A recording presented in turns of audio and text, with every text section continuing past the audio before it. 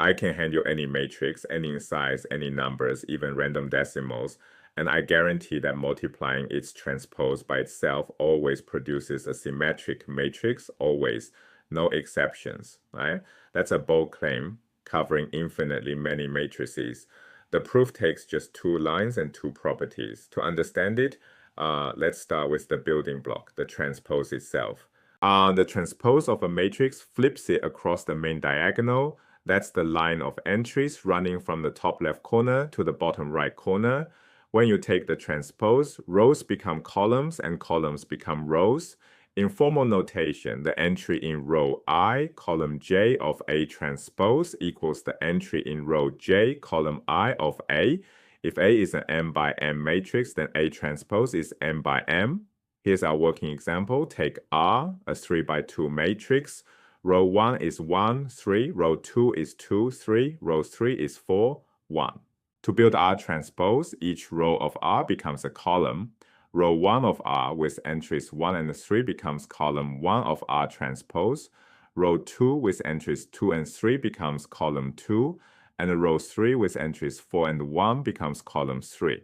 The result, R transpose, is the 2 by 3 matrix with first row 1, 2, 4, and second row 3, 3, 1. Notice the dimensions flipped. R was 3 by 2, and R transpose is 2 by 3. Next concept, symmetry. A matrix is symmetric when it equals its own transpose. That is, a transpose equals A. Consider this 3 by 3 matrix. First row, 3, 1, 7. Second row, 1, 2, 9. Third row, 7, 9, 4. The main diagonal holds 3, 2, and 4. Now let's check the mirror pairs across that diagonal. Position 1, 3 and position 3, 1 both equal 7. Position 1, 2 and position 2, 1 both equal 1. Position 2, 3 and position 3, 2 both equal 9. Every pair matches. Right? If you transpose this matrix, it lands right back on itself. Right? That's symmetry. But not every square matrix qualifies. Consider the matrix with rows 1, 2, and 3, 4. It is square, yet position 1, 2 is 2, while position 2, 1 is 3. 2 does not equal 3, no match. So this matrix is not symmetric. We need one more tool before the proof, a rule about transposing products. The transpose of a product A times B equals B transpose times A transpose.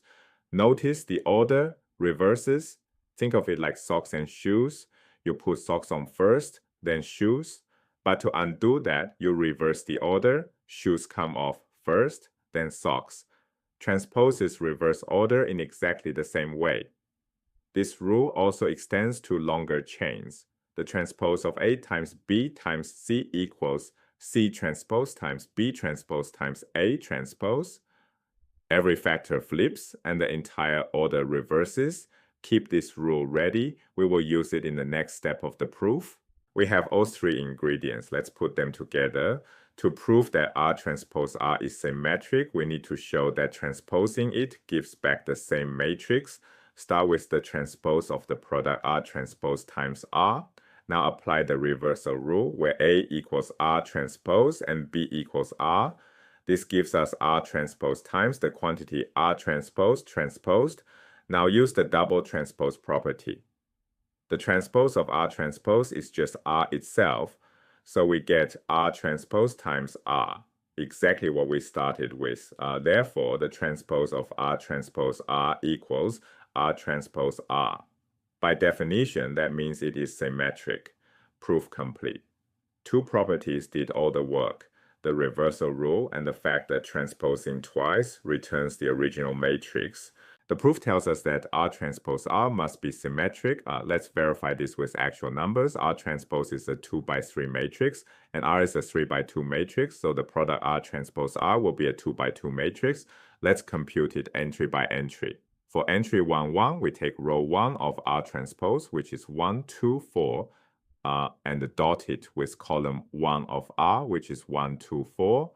The dot product gives us 1 times 1 plus 2 times 2 plus 4 times 4, which equals 1 plus 4 plus 16, giving us 21.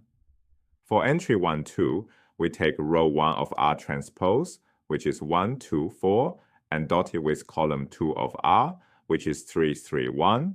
That gives us 1 times 3 plus 2 times 3 plus 4 times 1, which equals 3 plus 6 plus 4, giving us 13.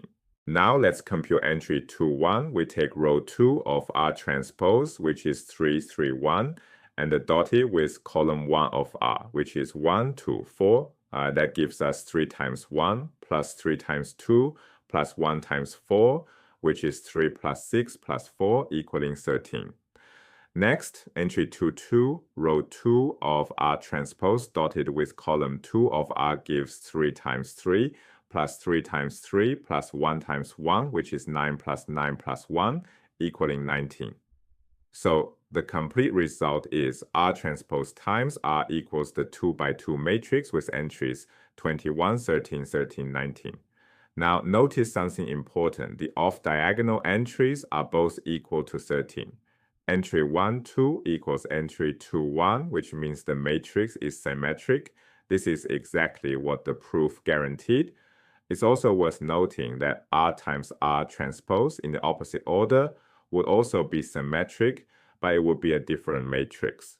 Since R is 3 by 2, R times R transpose would be 3 by 3, not 2 by 2. R transpose R appears everywhere in applied mathematics. In statistics, if R is a data matrix, then R transpose R is proportional to the covariance matrix, the engine behind principal component analysis and regression. In least squares problems, the normal equations center on A transpose A being symmetric. Specifically, A transpose A times X equals A transpose B. In physics, symmetric matrices guarantee real eigenvalues and orthogonal eigenvectors, a result known as the spectral theorem. For our example, R transpose R equaled the matrix with entries 21, 13, 13, 19. Its eigenvalues are 20 plus the square root of 170 and 20 minus the square root of 170, both real and positive, exactly as the theory predicts. Now let's summarize 3 pillars to carry forward. Pillar 1, the transpose flips rows and columns, turning an m by n matrix into an m by m matrix. Pillar 2, transposing a product reverses the order. The transpose of AB equals B transpose times A transpose. And pillar 3, R transpose R is always symmetric. One operation, one rule, one powerful guarantee that runs across all of linear algebra.